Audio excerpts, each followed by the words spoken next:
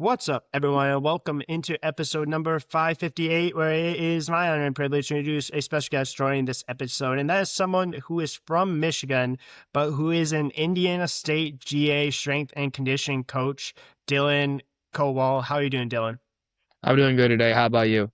Doing great. Really appreciate you joining on a Sunday. I know you have a few things left to do for the rest of the day. I know you have some sporting events to go to in a couple of hours, so appreciate you joining before then. All right. I'm happy to be here. So, how's things been going recently? I know you obviously relatively recently got to Indiana State. This is your first year, I believe. How's things been going? Things have been going pretty good. Just this past weekend got back from conference for track. Women's team won their three-peat there for 3 years in a row. Men's team, unfortunately, they took third. I mean, they had it there, just some things didn't quite fall into our hands, but definitely getting ready for outdoor there. And things have been good. Kind of like you said, I've been here within my first year. I got here in May, started working here, and then I just been working ever since then. But things been going really well.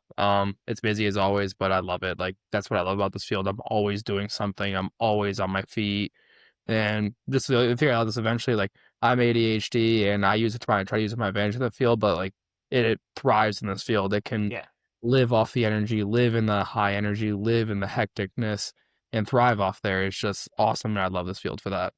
Yeah, no, absolutely. You really truly have to be very energized being a strength and conditioning coach. If you're not true to yourself, I'm sure it's something that the athletes probably notice pretty quickly. Oh yeah. Yeah. I remember just like your podcast with, I believe, Cade was his Yeah. name. Names are not my forte. Like, that's the one thing where it's like names. I can remember faces, but like names take me a good bit. But yeah, like him saying, like, if you aren't genuinely honest, if you don't genuinely care, the athletes notice that 100%. Like, Yeah. they will pick up on it. They will call you out on it, and they will, like, just not listen to you if you're not genuine. Yeah, exactly. And you truly have to love it, right? Like you have to kind of love just being on your feet all day, but you also have to love what you do, right? Like you need to put in a ton Yeah. of time. It obviously comes with having schooling, which I know you went to Iowa State for that. And then obviously at Indiana State, you kind of get a little bit of that experience being a GA, which I'm assuming eventually you're going to want to work your way into maybe being a head strength and conditioning coach at some university, and then next thing you know, you're making it big at that point. That's the hope. Yeah, that's the hope. So how did you get into like strength and conditioning coach, like kind of like your background? Like were you like an athlete? Was it something that you always wanted to? And then just how kind of maybe your background a little bit helped kind of transition into the strength and conditioning field?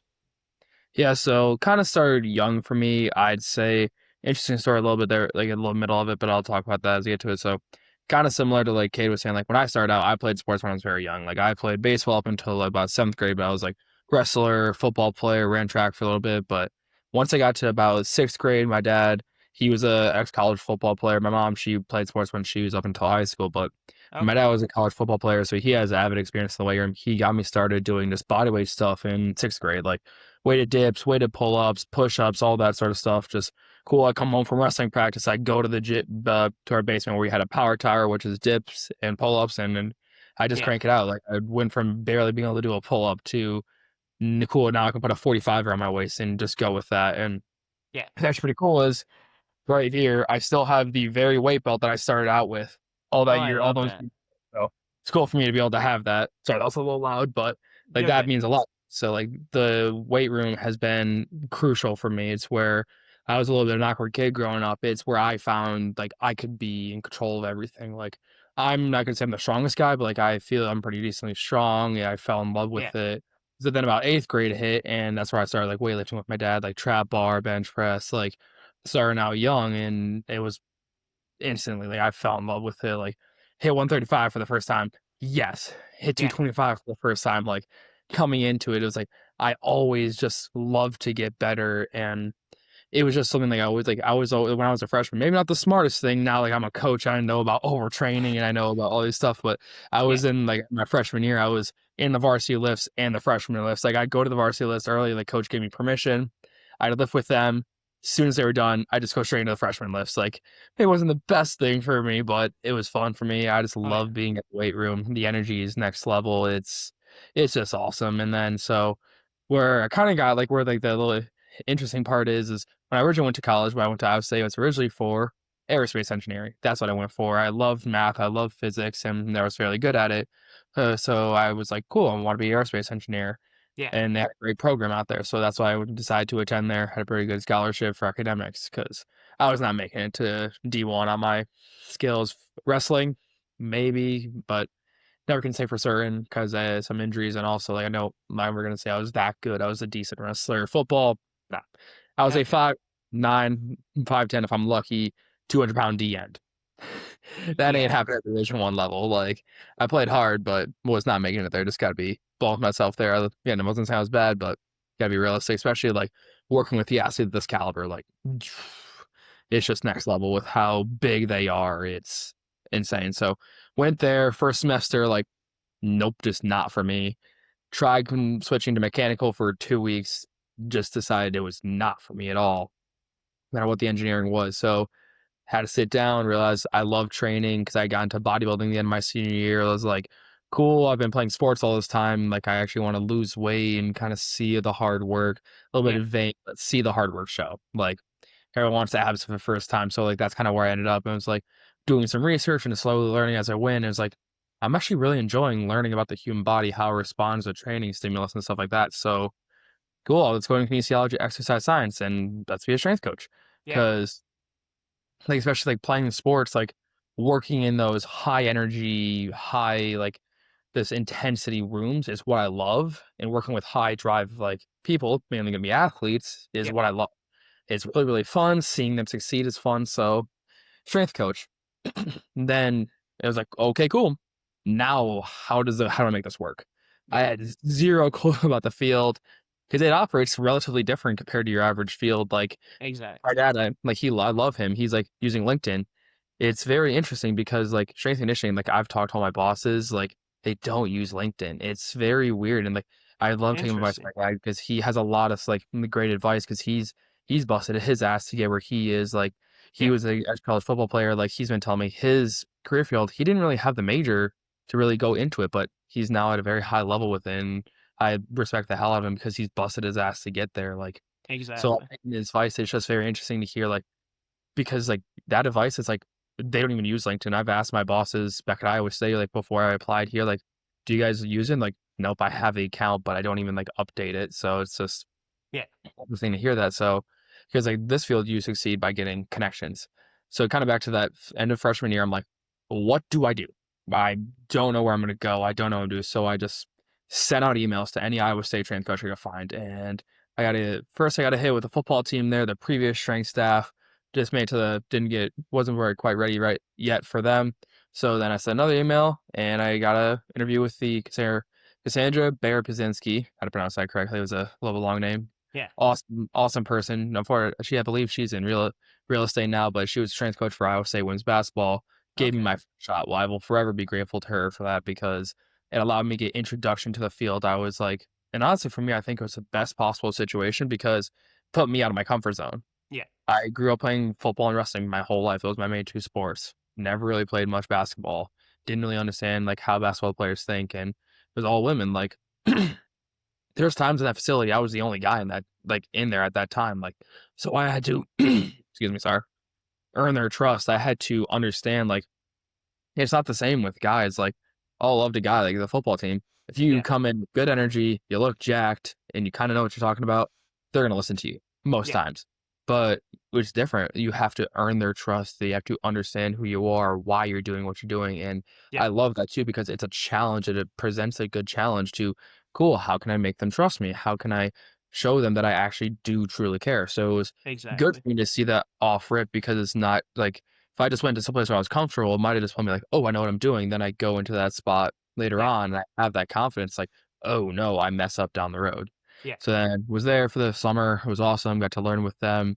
Then next year passes. I was able to get an internship with the Olympic strength conditioning program Okay. down at Iowa State. So worked there this summer, basically every single team's, but with except for football and basketball, like wrestling team, soccer team, swim team, like all of those. It was awesome. Got to work with them. Yeah. Yeah, no, it was like different sports. Like they in my opinion, like the basic of every training program should be the same, but you're not going to be able to do the exact same because there's such different body types and goals and seasons with each team. Exactly. So that's what's interesting. Then finally there that summer, actually I wasn't even planning really to get an internship because I was like, I've done two in the past, maybe could use like a little bit of like money and get a job. So I was like, but I don't want to fall behind, so I'm gonna take a call with Coach Reed Kagi, who is now at Penn State with that staff there. I got kind of a call with him. I just sent an email. Again, just sent out an email. Let's Yeah. see where things go. And he wanted to hop on a call, and that was a good conversation. Got to talking with him, and then I was like, you know what? Let's see. I asked, like, do you still have the internship program? He said, yep, we do. And then he's like, I want you to be an intern for us, and I'm not turning that opportunity down. Like Yeah. the head guy says he wants me to come work for him. Yes, I'm gonna do that. Like he said, like I'm gonna talk to our guy, Coach Trevor Ryan, who is now an athletic director within the local area at a high school level in Ames. Okay. He talked with him, and then he said, like, I'm gonna be there. So then that's how I started out. I was with him for the summer, and I loved it so much. Like that staff is amazing. They Yeah.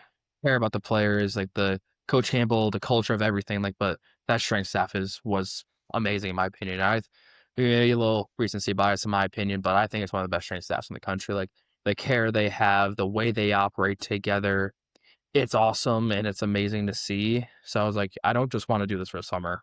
I Yeah. want to see this throughout the whole year. And was lucky enough that my senior year, I had the time in my schedule. It was a little bit busy, but I said, you know what, I want to be here. So I stuck with them through the season and the spring.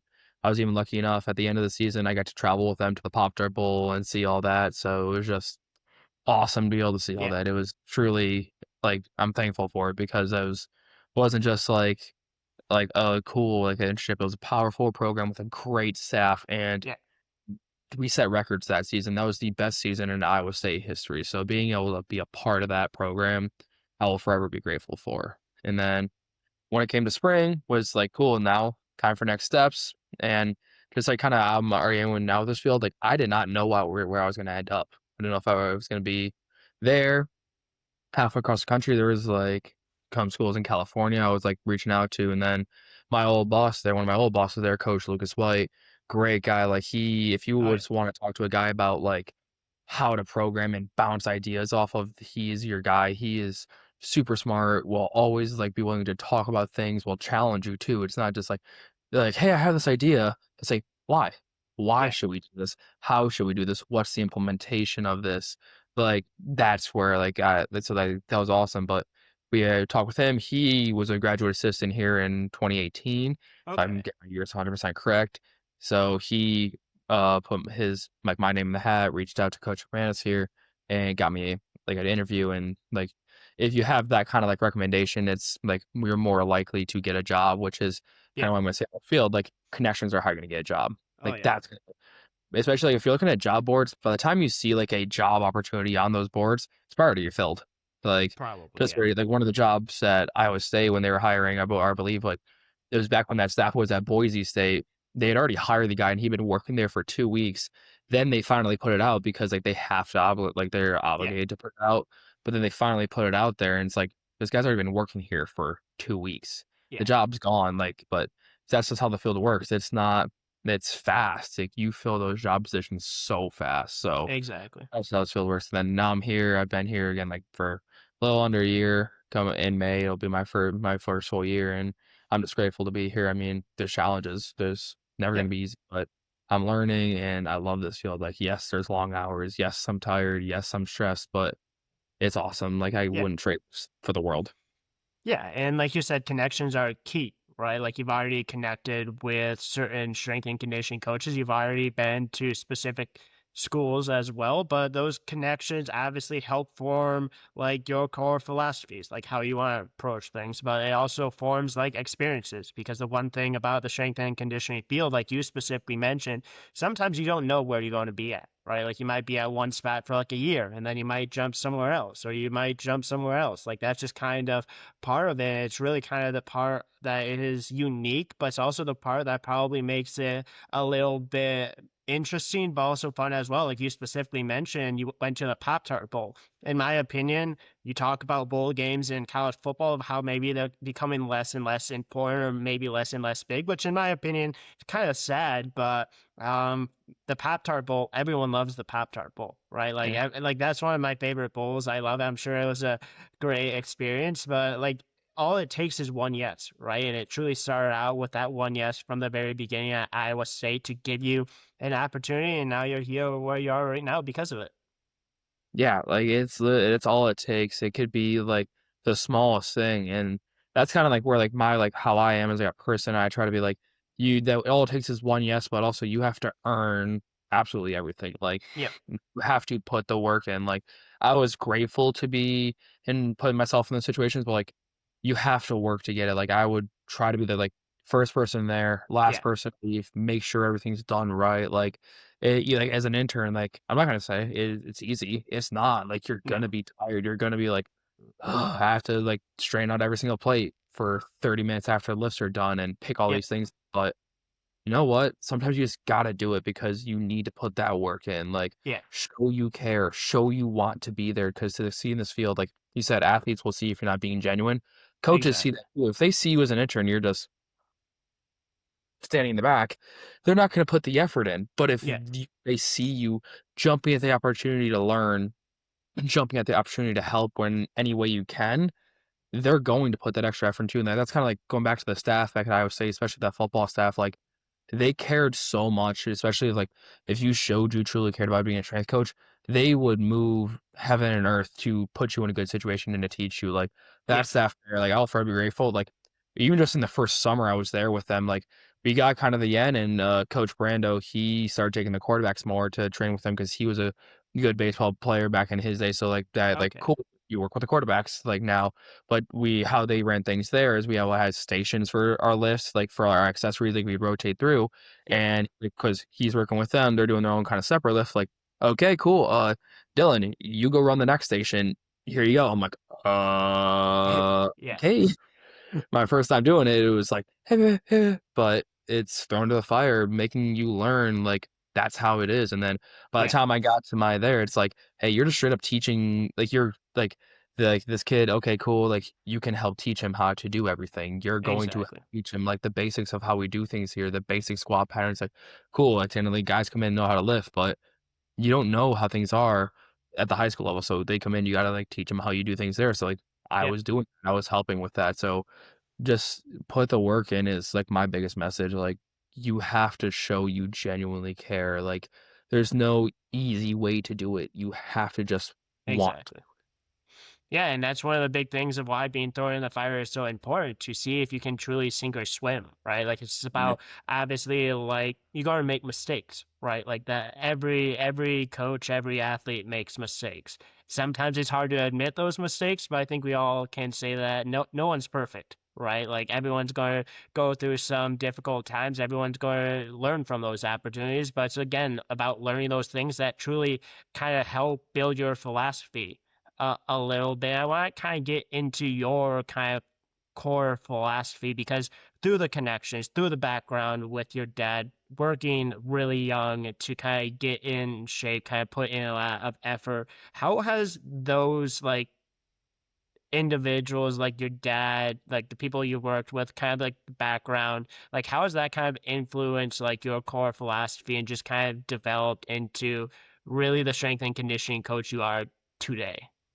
Yeah, so that's a great question because, like, for me, it's like there's multiple stages to it. I'd say, like, starting with my dad, like, from his, like, how he worked hard and, like, how he was pushing me. Like, yeah, there's times I'm like, this sucks, Yeah. but I also want to do this. Like, I want this result. I need to do this. Like, there is no, like, I'm tired today. Let me just blow it off. Like, when I'm here, I'm going to put 100% effort in. I'm going to push that effort, extra effort. And so, like, Yep. kinda like for me, like, how I like to do things is I will have the science, like and it's changed over the years, like, I still am very much like, "You need to be in here and push," like, there's no excuses for that, like, unless, like, you're truly injured or, like, very sick, which I'm like, "Cool, you need to rest," but, like, Yeah. you need to push yourself, like, you need to want to get better, like, kinda how I am is I hate to lose, like, you don't just want to win. You got to hate to lose. You got to work Yeah, for it. And it's not just about wanting that win. I have it actually written up here on my whiteboard over here. Chase success, not wins. It's cool. You coming in, putting that effort in every single day? Are you showing up on time, doing everything right outside of here? All of exactly. that. It's are you doing things the right way? It's good energy in the weight room, good effort in the weight room, doing things safely, Yeah, most important thing. But that's how things should be. You need to be pushing yourself. But also on my side of things, I can't just expect those out of the athlete and not do it myself and not keep the same like level of uh standard for myself. Like exactly. my own stuff. Like I train myself very hard. I do things like I try to experiment on myself too. It's like, cool, what do I do in the what am I doing my own training? Yeah, Kinda it looks kinda similar to what the athletes are doing in terms like some exercise selection. So I can like I'm not just gonna give them some exercise that I wouldn't do myself. So I exactly. don't agree with that. So it's like I would never put you through something I wouldn't do myself. Yeah, So it's like pushing myself to show the athletes, "Hey, I expect the same thing out of you.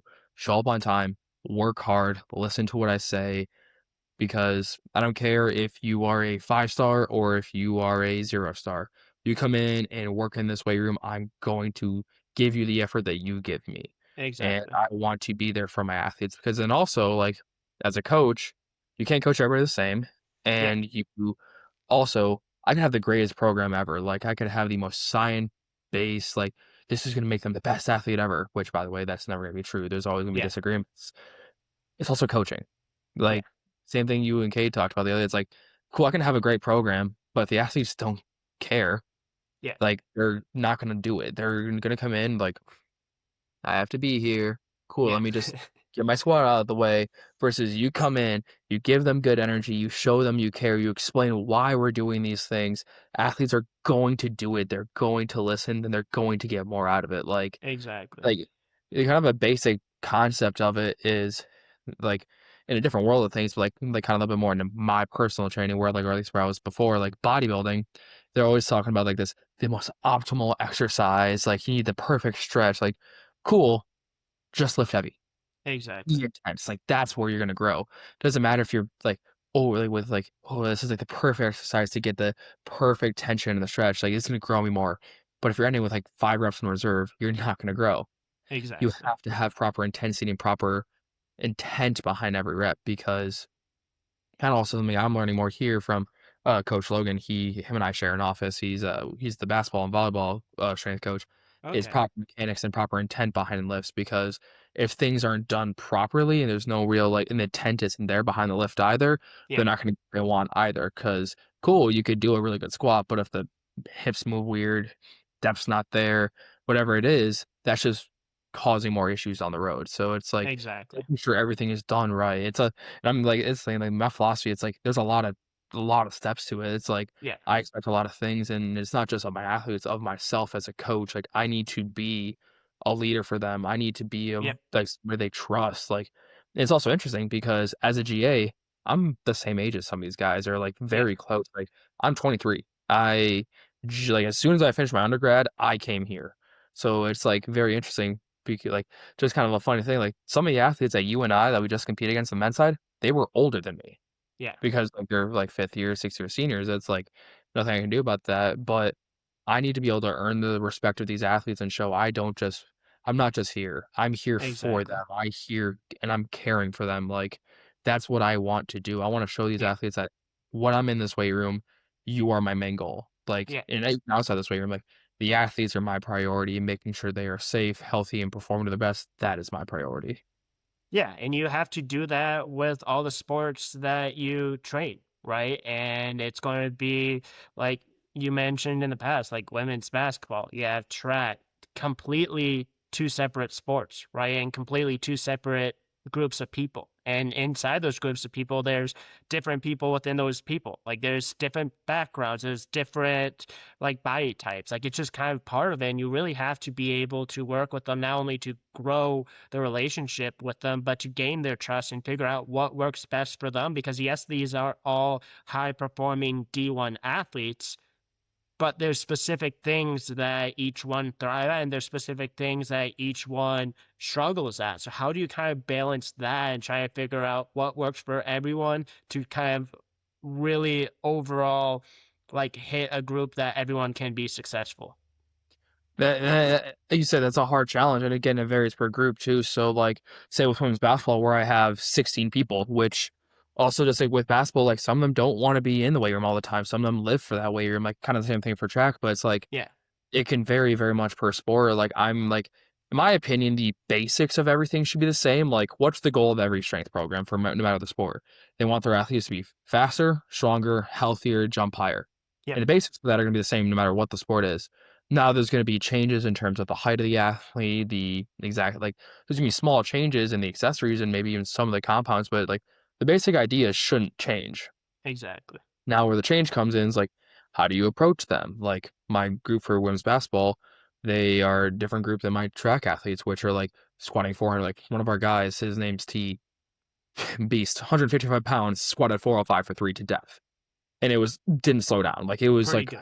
I'm, like he's a super strong kid. Like you're gonna train them differently to do different things because also again basics are there, but like my women's basketball athletes have to change a lot of direction. They have to jump a lot repeatedly Yep.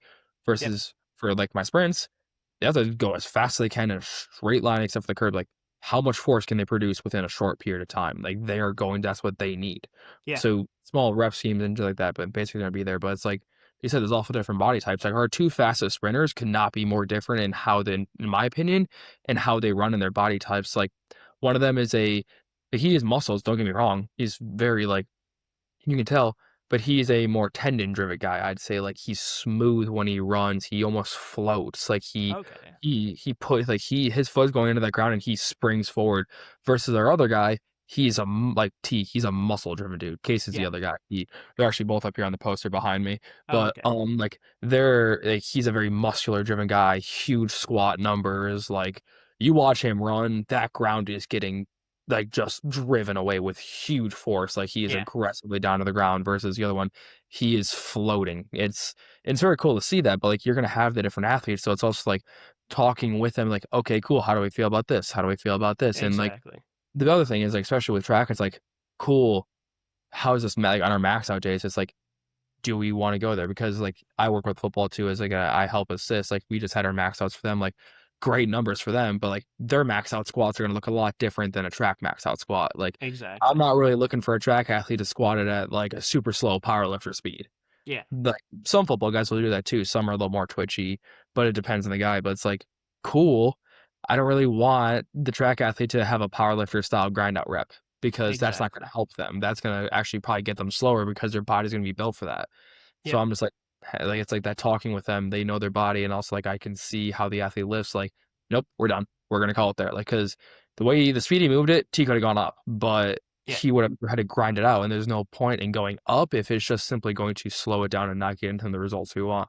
That's like with Exactly. like he could probably do a lot more because I know he's a strong guy, but also I know how he is, like how his body is. It's not going to benefit him. What I need to do is keep his tendons strong and healthy, Yep. and hopefully get them stronger in here with say isometrics or whatever it may be to help them because my goal is just like I tell them all the time, I want them to be able to run. I want them to be able to run Yeah. fast. I want them to be able to break records.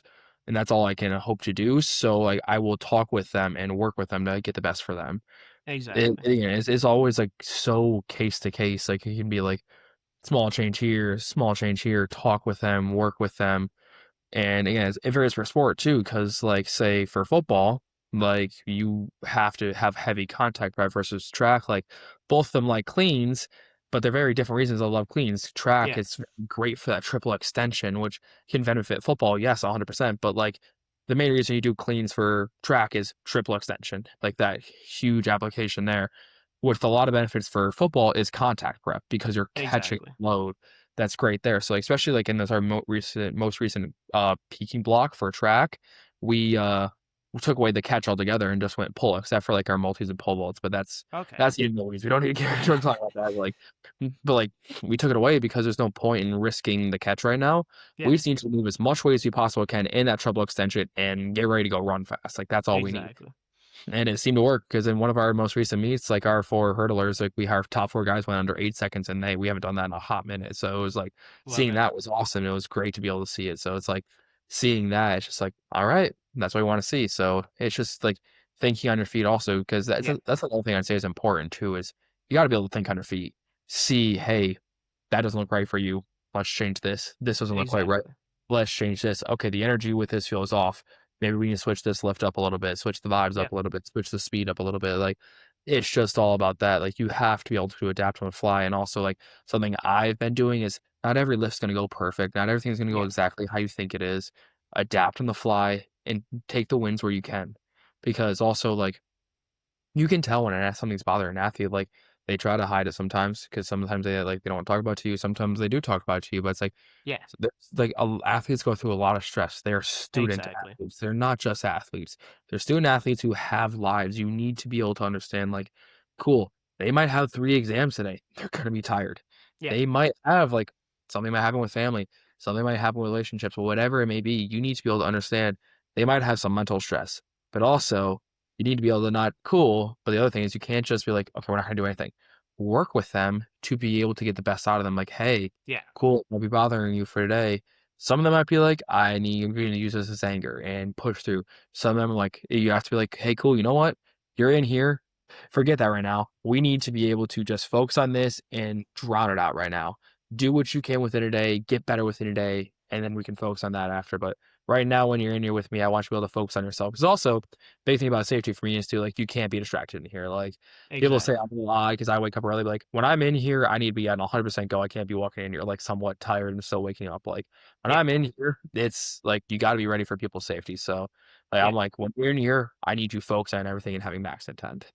Yeah, exactly. Because if you're not 100% focused on exactly what you're going to do, there's a higher likelihood of injury, right? Which is obviously not good for you, not good for the coaches, not good for the athletes. I'm sure if that ever happens, I'm sure the coaches probably hear from them pretty quickly. But then you also have to work with the coaches as well. Like it's not just the athletes, you have to also work with the coaches, which are a completely different set of people. So it's not only like the relationship that you have to build with the athletes, you also have to build those relationships. You also have to build that trust as well, which then kind of goes full circle back to being the genuine part. Because if you're not genuine, if that's not genuinely you, you're either going to have to become that for for like throughout your career, or it's just not necessarily going to work the best.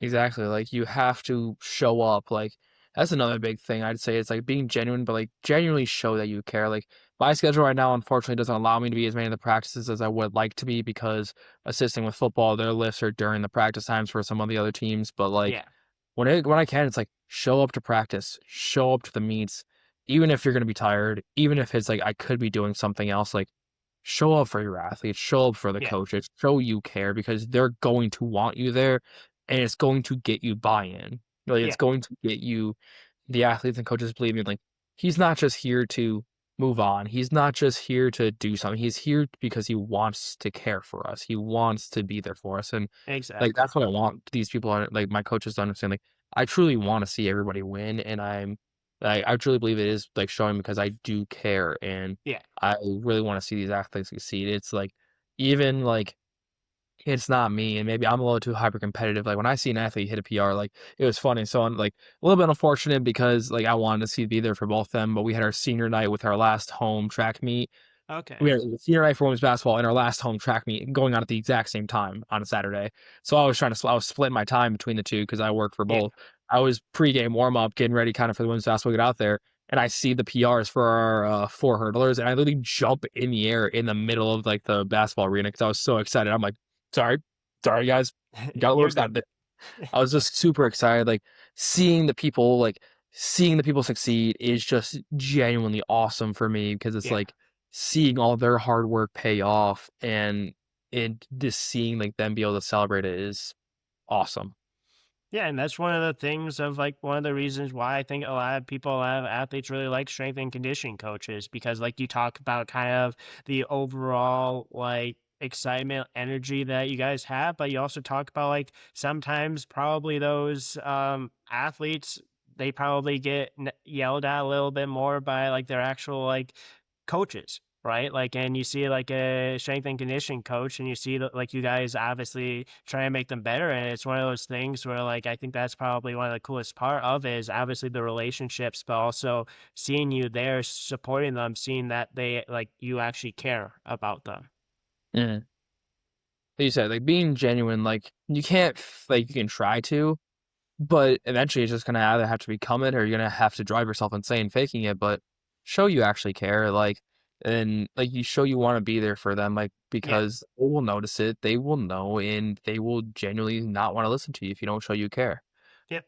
But and yeah, that is just you have to be yourself and show that you want the athlete to succeed Yeah. because if you don't want to see your athlete succeed, then then good like it's like that's the point of the field. If Exactly. your athletes succeed, they're not really a true strength coach in my opinion, but not calling anybody out because Yeah. all the coaches here, they're great. Like they want to see their athletes succeed and they want to push themselves, so it's great. But if you're a strength coach and you don't want to see your athletes succeed, then that's probably not the career field for you.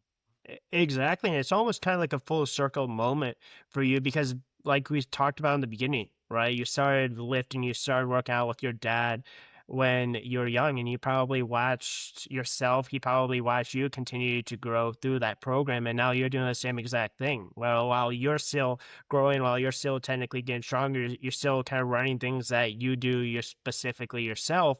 You're watching other athletes kind of go through that process as well. I'm sure that's a really cool moment for you, kind of like a full circle moment, knowing that, hey, you know what, this is something that I was kind of going through back when I was young, sixth, seventh through high school, and now you're kind of getting the opportunity to do that with some really great athletes in kind of their prime athletic stage. Yeah, it's in that like again, this is why I love like I want to be at the Division 1 level, hopefully a power forward down the line if like my like the like things work out like Yeah, yeah, down the line, like, I'm just happy to be here, but I love working with athletes. I love seeing them succeed, like, it's just awesome. Couldn't imagine myself anywhere else because it's truly, like, it's not just, like, the big things, like, "Oh, cool, I hit a PR in squat. Oh, cool, I just set a school record in, the long jump." Like, yeah, stuff like that. It's the small victories, like, winning some progress with them, seeing the athlete understand a lift, seeing the athlete genuinely want to be here, those small wins mean the world to me too. You can yeah, see the change in the athlete's demeanor, the change in their face when they talk to you of like initially being kind of closed off to they're excited to be in here. Like it's exactly. awesome. And I love to see and I love to be a part of it.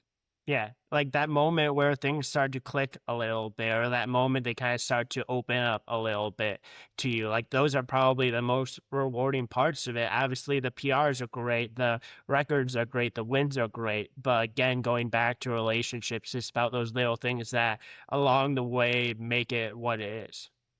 Yeah, it's a hard field sometimes, but I love it so much. And I also love it because you never stop learning. Like Yeah, I'm currently reading books now. There's more books. Like I talk with my boss, Logan, all the time about programming and ideas. Like it's just you're constantly talking and constantly learning. Like there's always exactly. something you can learn. There's always something you can experiment with. There's always something to learn. And again, in my opinion, like kind of like with some people, like if you think you know everything and you think there's nothing else for you to learn, that's when your career field is over. Like Yeah, that's when your career in this field is really over because you can always learn something. Whether you are a exactly. 50-year-old veteran in this field, there's always something to learn. And for me, a 23-year-old very new to this field, there's a lot I can learn, Yeah, but I'm never gonna like know everything. I'm never going to like.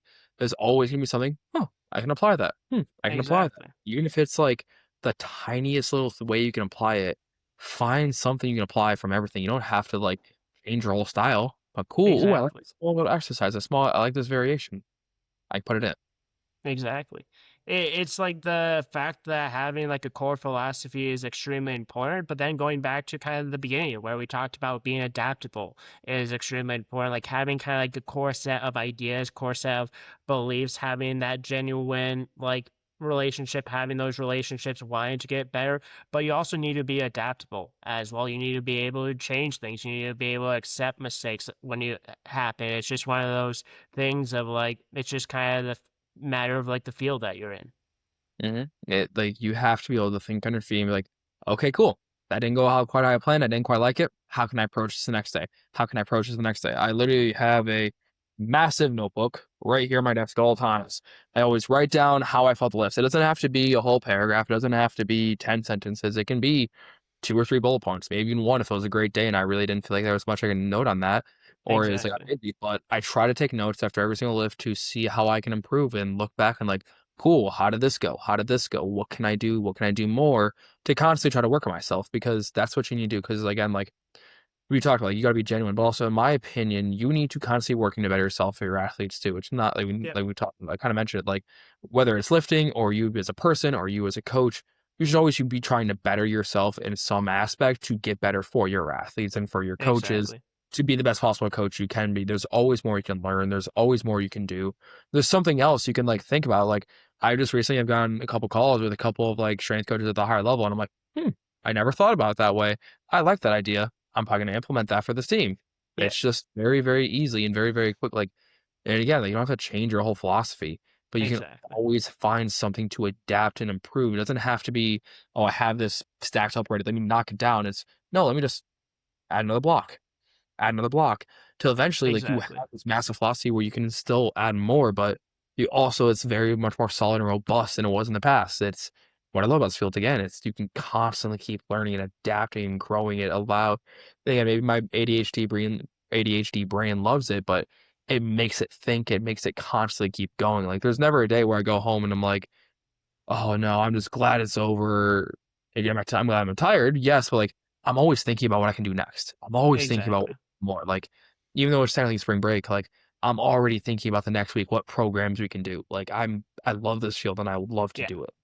Yeah, it's one of those things of like, even though you technically are probably off the clock, like you're out of the facility, you're never not truly thinking about what to work. And obviously, I'm sure there's probably some points where you probably just want to take a step back and say, okay, like let's kind of like drop it, let's have a little bit of fun. But like then it goes back to kind of that conversations that you have with other coaches, right? And that's the cool thing about just overall, like you're obviously thinking about it a majority of the time, you try to get better, but it's not like connections are important, but it's also not like people aren't willing to talk about things that they do. Like it's truly kind of like a community of people that want to have each other get better. Like it's not like there's probably some people that you might have that might keep some specific stuff to themselves, but the other time it's like about really making sure that athletes are all around the country get better, and it's about having those relationships, having those like connections with people that you're able to share specific stuff with those people as well. So it's not like people are holding back information,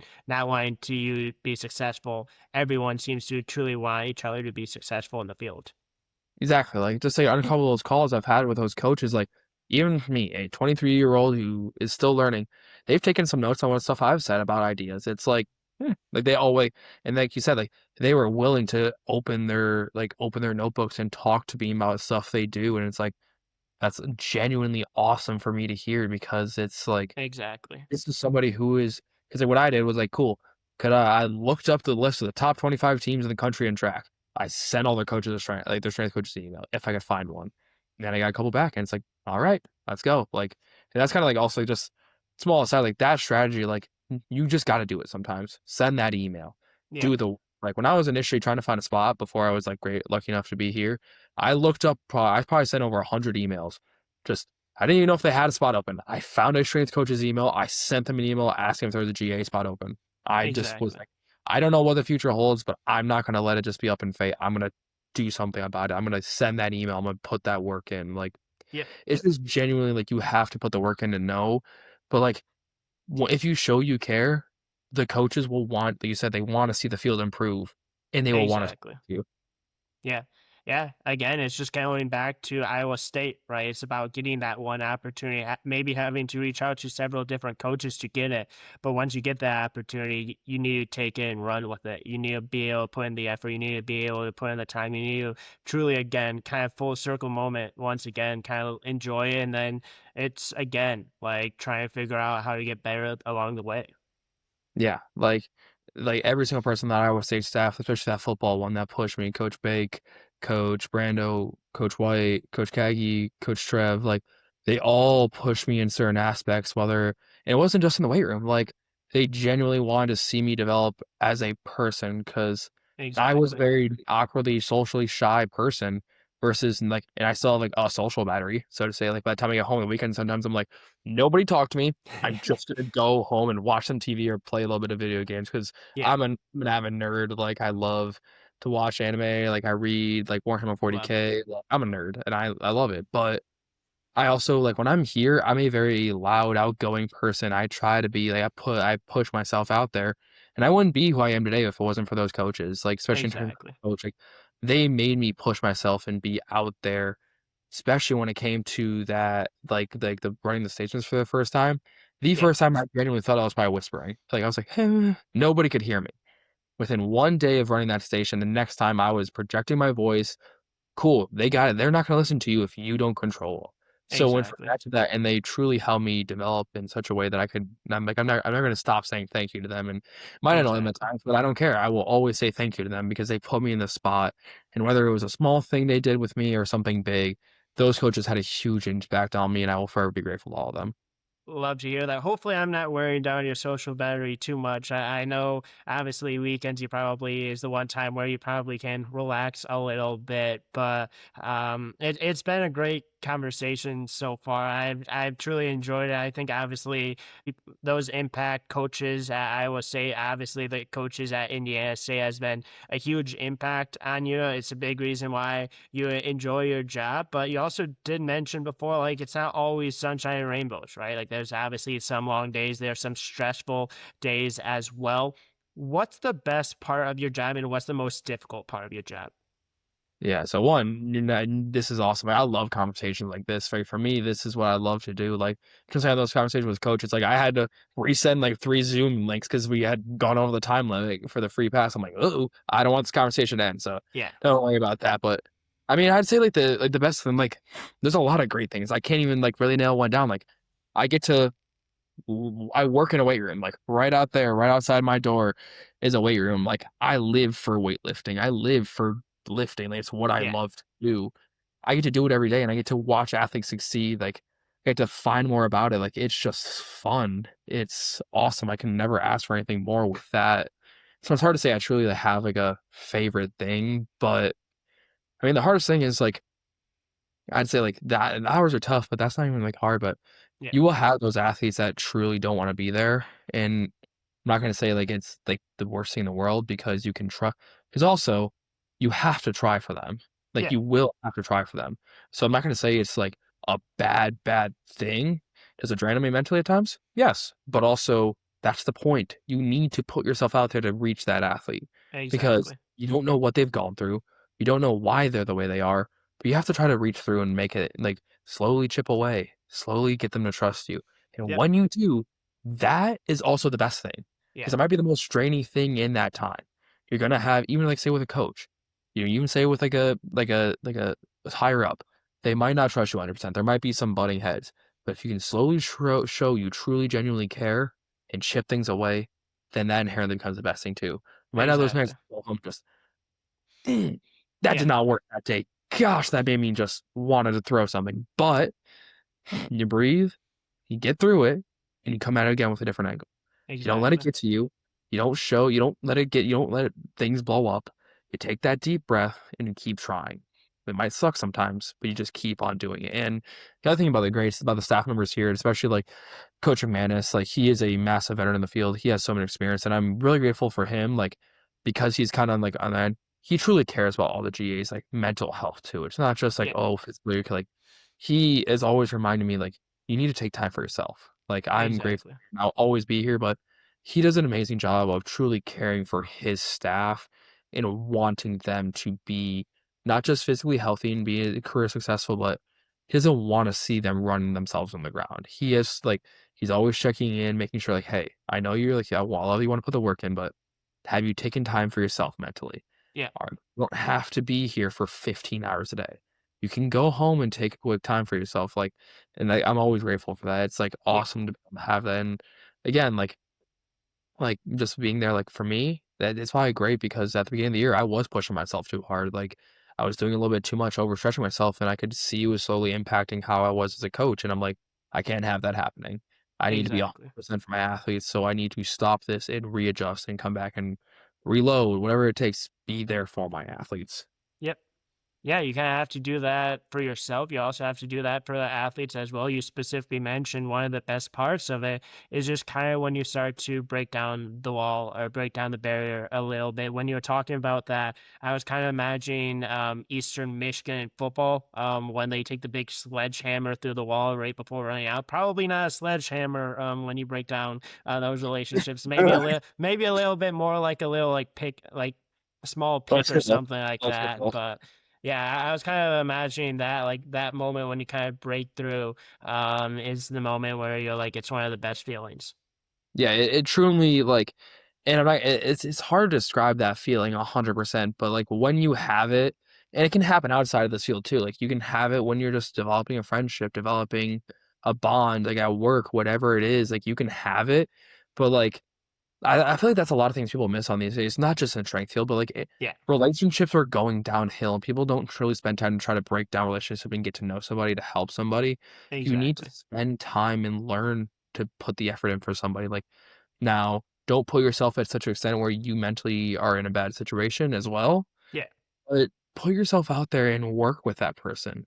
Try to get better for them. Like there are athletes where I'm like initially like, oh boy, this might be a little challenge, but then you talk with them, get to yeah, know that, hey, suddenly they're loving coming in here. yeah, Things can work out if you actually put the effort in. And the coaches here do a good job of that. Like and it's great to learn from that. It's you have to put that effort in, and I truly exactly. am excited to get better at it too. Like Yeah, I'm not gonna say I'm like the worst at it, but again, being a little social awkward guy, I had to work on the skill, yeah. and I'm gonna believe I'm getting better at it, and I'm excited to keep getting better at it in this field because I want to get more of those relationships better. Exactly. And speaking of relationships, what kind of advice would you give to anyone listening that is truly considering the strength and conditioning field or kind of starting out in their journey? I know you're starting out in your journey, but like, what are some things that like you've learned along the way? What are some like piece of advice that you learned early on that you think would be really helpful for them in their journey? I mean, it's kind of like messages I've already said and like stuff like, from my past. Like, number one, you have to work hard. Like, Yeah, it's a non-negotiable, especially in this field. Like, you're not going to be able to be here for 2 hours and get away with it. You have to be here, show your face, put that effort in, but don't be afraid. yep, Don't be afraid to stumble. Don't be afraid to not get an email back. Put yourself out there to learn because like some people are like, oh, you need experience. You're not gonna get that experience if you don't put yourself out there. Again, like I have sent, I can't even count how many emails asking for a position, asking for an interview, asking for a call, yeah, and haven't got one back. But also, I have got some back, and that's how exactly. I've got here before. It's you just have to do it. There's no like oh, I don't know, like, put yourself out there, send that email. If you have questions, send that email, like and if say, like, you don't even know, like, where to go, start with the places like, start with the coaches at your school. Just send an Exactly. email there and see where things go. Or who Yep, knows, maybe, you know what, don't even send to that school. If you have a dream school, send it. You know what? Why not? Just do yeah, it. Because if you sit there and wait, it's not going to happen. You have to make it happen. exactly. Yeah, you have to take the chance. In worst case scenario, they say no or they don't even respond. And then you go on to the next school. You go on to the next school until you get yes, you get an opportunity, and then again, work your butt off and see where it gets you. Exactly, like, it like, people, like, they talk about, like, my like, how many times do you miss a shot before you make it? How many times have you attempted something before you make it? Like, what you're seeing on the surface for a lot of the greatest athletes or greatest coaches is that attempt that succeeded. How many times Exactly. did they fail? How many times did they fall down and keep going? Like, you just have to do it. You're not gonna get emails back. You're not gonna make the final, like, I've made the finals multiple times in an interview and just not gotten it. Yep. Can I be upset? Yes. Does it suck? Yes. But also at the same time, how can I learn from it? What did I do? What can I do to get better? How can I get Exactly. better for the next opportunity? Like that's the other thing I'd say. Like, yes, take criticism to heart and like get better at it, but also don't let it beat you down personally because failure Exactly. gonna happen. Don't let it eat at you for hours on end. And that's something like I myself am still working on. I'm not gonna say I'm perfect. Hell no, am I not. Yeah. But I need to simply keep getting better. I can't take every single small mistake or criticism as just targeting me. Because like just a small example, like we had some hamstrings pop up in track, and the coach was questioning it. And it's like initially at first, like the knee jerk reaction, everybody's like, "You're questioning my programming? What are we doing?" What? Yeah, Wait in here, take a breath, think about the situation. The coaches, like those are their athletes. This is their athletes they brought in. They're going to be worried about them, and they're going to question absolutely everything. They're not just going to question exactly. you. They're going to question everybody. And also, think about the situation of you from the other angle. I'm a GA who just got here. They have GAs that cycle through at times. So they're like, we don't always have the same person here. We want to know what's going on. Like, you have to understand everything from all points of view. So don't Yep, take things they target at you. Realize there might be more to the situation and don't just knee jerk reaction right away. Like, yes, exactly. I initially can be a little upset, but also be able to breathe in a situation and understand that let them talk, answer it, come back at it when your mind is clear. Exactly. Sometimes you just have to roll with the punches, right? And sometimes those punches are going to connect, and it's going to be again more of like, hey, do they think we're not doing things correctly? But then there's other times where like it's just trying to figure things out, and it's just again both sides trying to figure out what is going on. And it's just kind of that adaptability, kind of what comes with strength and conditioning. But at the end of the day, if the athletes are successful, if the coaches are successful, if you're successful, that's what's most important. Exactly. Like if the athletes, the team wins, the coaches are good, and for me, the base thing is also like not just the athletes are strong and healthy, but they're good people, and I'm setting them up for Yeah. success, not just in here, not just on the track, but down the road. Then I'm doing my job. Because as a strength Exactly. coach, you spend good time with them. You're not just going to coach them in the weight room. You can give them. They're gonna have like life changes from this. They're going to do things the same way. Like, Yep. cool. Do every rep with intent. Yeah. That can apply to everything too. Don't just do something to do something. Do it with a Exactly. Yeah, because you're changing their life and they're changing your life. That's just kind of part of that relationship is you're helping them and along the way they're helping you and you might not even realize it at that point. exactly. So before we wrap up here relatively shortly, I know you have a couple of questions for me, so I'll give you a decent amount of time for that. But I want to wrap up on my end with one last question. If we're having this conversation 10, 15, 20 years down the road, you've been in the field for that long. What are you hoping throughout that journey? Not only you've learned, but the type of impact the athletes have had on you and the type of impact you've had on the athletes. I mean, like the experiences to happen is hard to say because like I don't know what could happen. Like, do I have a goal? Power four football? Yes, 100%. Yeah, But I also am loving working with track. Like they have great energy. Like there's anything that can happen. But for me, at least like how I like kind of like said, like the impact of the athletes, like I want these athletes to like or they stay here or they transfer, whether they're graduating or just a freshman, they want to be in this weight room with me. They yep, want to be in the weight room. They want to me to coach them. Like, it's not just like, oh, I got stronger. It's my coach made me a better person. My coach pushed me to be the best I can be. My coach cared about me. That's what I want. exactly. I want the athletes to understand, like, I'm not just a coach.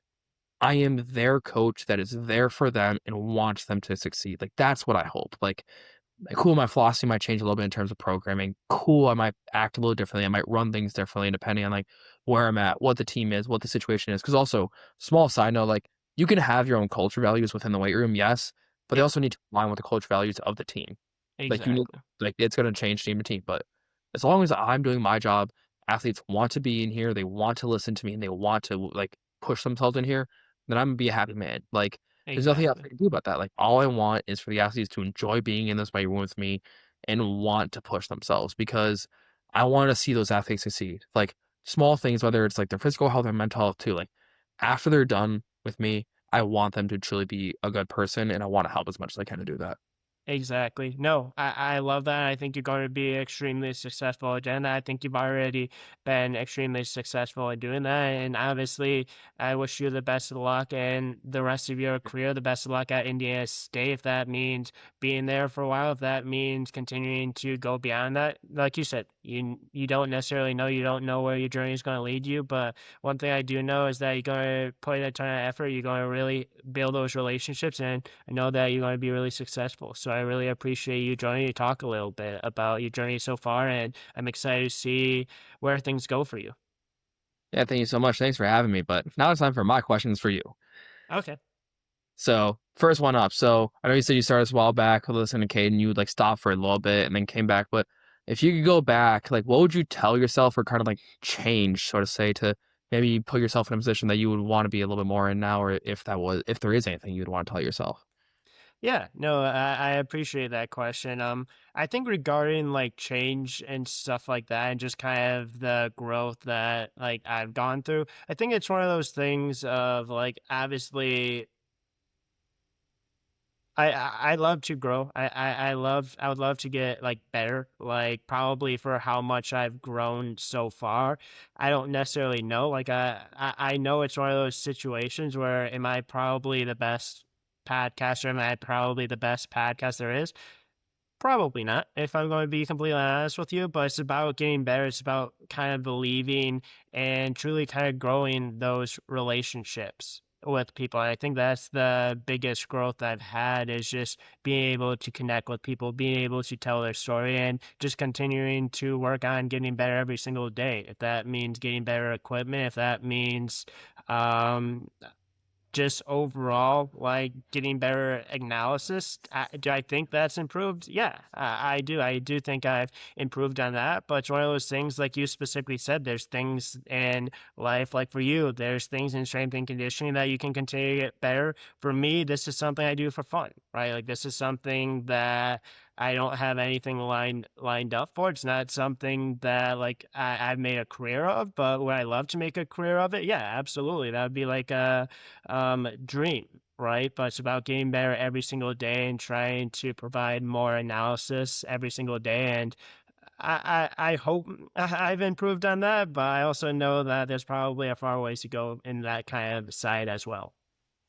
Well, that's awesome. Well, personally for me, like in my opinion, like I think you're on the right path because Thank you. I love podcasts in this sense where it's not just talking about the big sports, like, who let's talk drama. It's talking to the little people, understanding like cool, interviewing an athlete, interviewing coach, like giving strength GAs, like me and Kate a chance to talk. Like you're truly trying to show what's behind the sport, not just the what's the big flashy thing. You want to actually like Yeah. show the side of sports that maybe not a lot of people understand.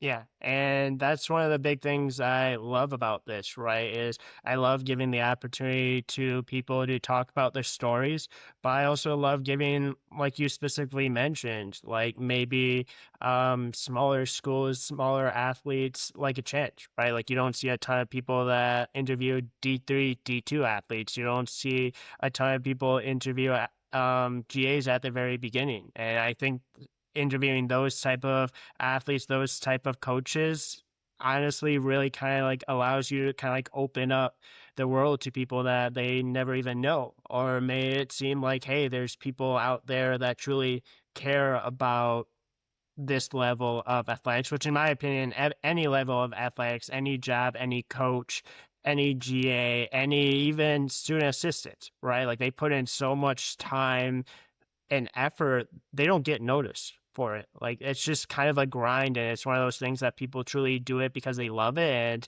I just enjoy giving people the opportunity to share a little bit of the stories to show like, hey, you know what? Yes, it's fun. Yes, this is a cool part of it, but it's not always sunshine and rainbows. There's a lot that goes into the background that people don't truly know about, like the amount of time, effort, and really like probably blood, sweat, and tears that goes into what we do. Yeah, like there's so many stories like and then, like you're doing like a great job with revealing the Thank you. small stuff. Like people don't understand like quite what goes on. It's like cool. Oh, Indiana just won a national championship. That took 2 years. Yeah, So, like knowing what going on but went behind the scenes, but not just there. You have the FCS. You now have the FCS powerhouse, North Dakota State, moving up to the FBS. Like you have exactly. D2 schools, like showing what people know, like because people just think, oh, D2, moving on.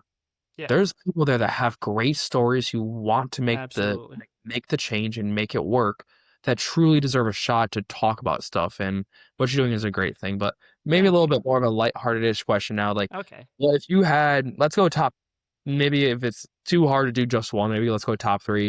If you could have three people on here for like you would want to interview most recently, what would they be? Would it be like all time guests? Are we talking like the top of top, or just like three athletes I would love to have on? Let's go one top of top, and then one kind of middle ground where you say it's like they might be like a power four, or like one just in general where it's like they might be somebody you just know, but you want to have them on because you think they could give a good message. So if we're talking like top of top guests, I would eventually love to have like Tom Izzo, Dusty May, Dan Campbell. Like I would love to have one of like those guys. Obviously, Ty McClellan, JB Eh, Bickerstaff, like one of like the big like name guys on. I've also had the opportunity to have Greg Campion, great guy. If you ever get the opportunity to talk to Greg Campy, one of the nicest guys in the world. When Oakland won the first round game against Kentucky, he did not turn down a single interview request, not one. He got over 30 and he did not turn it down a single one. Great guy. So shout out to Greg Campy specifically for that. The other two, I don't know of specific like people. It's one of those things of like I'm happy to have like anyone on, and I truly mean it. Like I truly mean it. Like anyone at any level of college. I've had JUCO athletes on. I've had NAIA athletes on. I've had D2, D3, D1. I think there's great stories that haven't been told. I think there's been stories about people going through hardships. I think there's been stories of people going from not being successful to being very successful. And I've had athletes on that have talked about all those things. Like I've had an athlete on, she was a swimmer, incredible swimmer, like absolutely incredible. Um, she's one of the best D3 swimmers in college, right? But she wasn't D3 originally. She went through some struggles D1, and things just weren't really panning out for her specifically. But and then she transferred to a D3, and now she's loving it, right? Mhm. Like it's just one of like the mental like difficulties of being an athlete, like you specifically mentioned. Like sometimes people don't realize how mentally tough it is on these athletes. People really see like, hey, you're a D1 athlete. It has to be so fun. It has to be great. Like that's not necessarily always the case. Obviously there's some cases regarding that, but like I honestly would be willing to have anyone on. Obviously, like if we're talking about like, don't get me wrong, like I would love to have like a Trinidad Chamberlain from Ole Miss who played at Ferris State. I would love to have him on. Would love to have like Alessio Milivojevic on from MSU. Would love to have a. I would love to have Underwood from Michigan on. Like I just love getting the opportunity to interview different athletes, but you don't have to be the D1 star. You don't have to be the D2 star. You don't have to be the D3 star. I've had athletes on that was at D3 that hasn't even played a specific game or hasn't played very much because of injuries. And we talked about the injury and how much it's truly changed their experience, how much it's changed their mindset. And it's one of those things of like, you know what, do they have a ton of experience playing? No, but what an injury can do and how it's changed their life and changed how much they're appreciative of that sport is huge. I actually I don't know if you talked to. I think the name is on the D1 rejects. His name is Yeah, Kobe Mango. He yeah, played at great guy. yeah, like he was actually my teammate. Like I played Oh, with was him. he really? So, yeah, so we went both went to like Warren High School. His brother was the same age as me. He played the year above me. Like you want to talk about a guy who worked for everything, was just like Yeah, one of the scariest guys to play against in terms of on scout team when he's running the full board on the hole at you because he could run anybody over. But yeah, like, I don't know exact deals 100% with him because I haven't kept up with him like crazy, but I just know yeah, like injuries kind great of kept up. guy. But, like he's developed into a great podcast. Like I've heard like if you like I don't know if you've interviewed him, but I think if the guy like want to talk Yeah, about like injuries keep him out, he's a great guy yeah. with probably a lot of great messages. Like when I played with him, that guy was something. He could Oh run yeah, over everybody, would put his like everything out there on the line. So just like if you love the kind of stories, like he's definitely a guy I would talk to. But yeah. the last kind of question I have is a bit kind of I'd say lighthearted, so to say, but like Okay, there's a lot of rules. It's very broad, but so like within the love it. NCAA, like you can choose basketball or you can choose football, like either one. What's one rule where it's like a big rule you would just change and you think can make a huge difference, like you would want to change?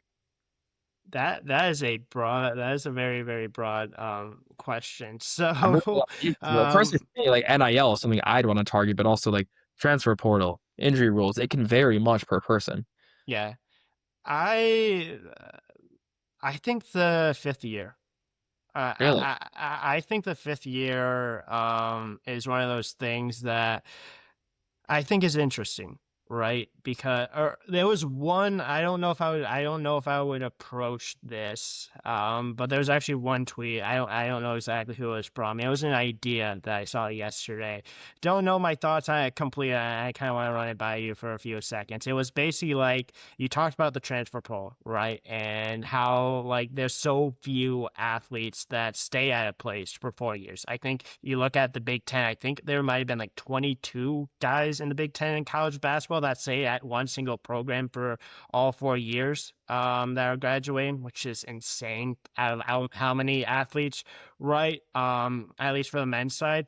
One person was like, hey, if you stay at a school for all 4 years, you get a fifth year. I don't mind that, honestly. I don't mind that. Like I go hit or miss on it too, because like you truly have guys who have devastating injuries. Yeah, They should have another chance. But agreed. also I don't feel like there should be ways where you can game the system and suddenly you're in your seventh year. Yeah, And I feel like yes, football is very hard, but my personal biggest gripe is where this happens is wrestling. okay. Because and it can vary. Like you have high school wrestlers who truly can compete, but like imagine being a true freshman, 18 years old. Like you're not a Bo Bassett, you're not a Jack Sports who can compete there, but Yeah, you're good enough at your school where you can be in the starting lineup. But then you exactly. have to go out there against a guy who's 25 years old, married, has a kid, and is a full grown man. Like yes, you're Yeah, 8, but there's a difference. And yeah, in my opinion, that's not just unfair. That is a safety hazard at times because that is again like fully developed man against a pretty yeah. much still kid at that point in terms of athleticism. Exactly. And I've had the opportunity to interview athletes from different colleges, right? And I truly think like NIL transfer portal, I do think those are times where there's good things about it, right? Like I've interviewed 100%. athletes that have entered the transfer portal for specific reasons and things are better because of it. But then there's other athletes around the country that are entering the transfer portal to just because they don't want to fight for a spot, right? I agree. There's just different things about it. And then I've also had the opportunity and privilege to interview a few athletes at a few schools that NIL, the transfer portal, isn't an option, right? Mhm. Like it isn't part of that. And we're talking about the military academies. I've had one person on from Air Force. I've had a few people on from Army. I've had a few people on from Navy. And just their conversation, their like belief and just brotherhood that they experience is I just think it's incredible, right? And it's truly kind of again a little bit back to what old college athletics is a part of it, but with college athletics it's just changing. It's ever changing, and I think there's good things because of it. I think there's some difficult and not great things because of it. If you want to get someone's real opinion on the transfer portal and stuff like that, just listen to Tom Izzo because let's just say he's one of the most outspoken guys about it. But yeah, it's interesting. It's interesting the way things are going. I think there's good things and I think there's bad things, and I'm interested to see where things go. Don't necessarily agree with everything the NCAA has ever done. I can go more into that probably in the future. Probably could go like a half hour on the NCAA as a whole, but we won't go into that there. So Yeah. I agree because like especially like when it's a devastating injury like or certain circumstances like that athlete should get a chance. A yeah, thousand percent. Don't disagree with that. Or like the athlete's in a situation where they don't feel like they're in a good spot and they need to transfer. 100%. But inherently, like there is with every single issue, there's going to be people that try to game the system. And that yeah, I think is the biggest issue because yeah, you have people who truly deserve a chance, who truly deserve another shot at going. And then you have people who are just being held back and keep getting more and more years because they want to just keep competing or like they want to get more money or whatever it is, like they can game the system. yeah, And it's hard because also like it's a subjective thing. They try to make it objective, but it's a subjective thing. Like, hey, this athlete exactly. really blew out his knee. He Yeah, deserves another year. But again, there's also like nothing against like Trinidad Chambliss. I'm like he could play there again, 100%. Not like saying he should or shouldn't. But the biggest thing is I'd say is like the court was in Mississippi. Yeah. They might like the judge, like whether they say it or not, the judge is probably going to say yes. Not going to say it's like anything like that, but it's a situation where they can game the system to give a little bit of advantage. And I'm not saying anything to accuse anybody. It's just how it is. Like there's Yeah. people that'll get the system. Yeah, and I think, like I said, I'm not pro or anti NIL, not pro or anti transfer portal. Obviously, I think there's good things that come from it. I think there's difficulty things that come with it, but there's athletes that have impacted positively because of it. There's athletes that have been impacted negatively because of it, and I'm almost kind of glad I'm not in the position of the NCAA, like the top of the NCAA. I'm just glad to be able to kind of talk about these things, kind of express my opinion on things because I've had athletes and I've heard stories of athletes being rewarded because of it. And I think that's a good thing. I think they should be rewarded because of it. But then obviously you have the stories of like you've been in college for 8, 9 years. It's probably time to um, go do something else or try to make it in your sport professionally. It's just unusual, but it is the way it is. I agree because like I think like I wrote a paper about this just like back in college, like when I was in my undergrad, like these athletes sacrifice their body every single Exactly. day. They put the long hours in. People are making billions off their backs. They should get money off of that. I Agreed. agree 100%. But then there's also people where it's like, you've been here for how long? Yeah. Go to the pros. You've got a doctorate here. Like basically, you could almost get a doctorate. Like unless it's truly a very hard circumstance, I feel like there's points where it can be taken advantage of. It's just, Yeah. I mean, it's hard with the rules because, and people will say these like people will try to make these sweeping decisions. It's not going to fix it 100%. You Yeah. have to, and kind of going back to what we talked about, where it's like work with the athletes. You have to understand situations and want to be there for the athletes and try to fix it. You can't just Exactly. sweeping decisions because again, we're not accusing anybody. There could be true reasons like people want to stay back because it's whether it's injury or whether it's, hey, this coach is truly like my coach and I want to be here with him for one more year and I think I can develop more. Exactly. It's 100%. dependent on each person, each individual decision should be its own, and just not the way things are going, but obviously makes for a really interesting conversation, a fun conversation. And this has been truly a great conversation, man. Yeah. I really appreciate the questions you brought for me to kind of get my opinion. They were great questions. I've really enjoyed that. And obviously, I've really enjoyed having you on. Obviously, I know the rest of your day's pretty busy schedule. Got to go to at least a sporting event here in like 30 minutes. So don't want to take up all your time, but really, really, truly appreciate you joining. It's been a ton of fun. One thing that I always say to anyone that ever joins is if you ever want to come back on, the door is always open. Would love to have you back on. We can absolutely talk about strength and conditioning. We can talk about sports in general. We can get more into the NCAA. We can get more into NIL transfer portal if you want. Absolutely. That would be a really fun conversation. Might be a really long conversation. But really appreciate you joining. Really wish you the best of luck going forward. I think you're going to be extremely successful. Thanks for having me on. I mean, I just love being able to talk about this field and bring attention to the small stuff within this field because it's like good. As I said, you've been doing the good like thing, like showing the small side of sports that not many people see. If you're Thank you. somebody who loves sports, follow this podcast and watch it, please. It's doing the right thing. Thank you. No, I really appreciate that. Definitely wish you the best of luck. Think you're going, like I said, think you're going to do great things. Really appreciate the kind words. Really appreciate you taking a few minutes out of your busy schedule to join. Have fun at the sport event you have in a half hour. I forgot which one it was. Softball, Maybe that softball game coming up here at home. softball. So have fun at softball. Enjoy it. Hope the game goes well. And yeah, that is a wrap to episode number 558. Thank you again to Dylan for joining and tune in till next episode.